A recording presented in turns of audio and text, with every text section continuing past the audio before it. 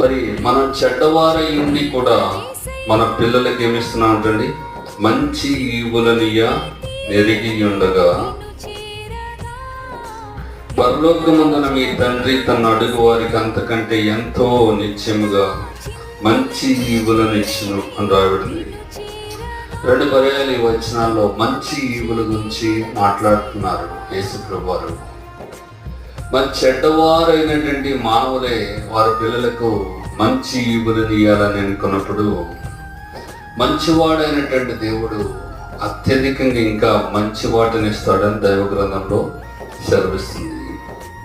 కనుక మరి ఈ యొక్క మంచి ఈవులు, యేసు ప్రభువారు ఇచ్చే మంచి ఈవులు మనం పొందుకోవాలంటే 12వ వచనం,